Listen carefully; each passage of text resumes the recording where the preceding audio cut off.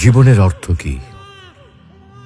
আপনার জন্ম হয়েছিল বস্ত্রহীনতার মধ্যে দিয়ে এবং আপনার মৃত্যু হবে বস্ত্রহীনতার মধ্যে দিয়ে।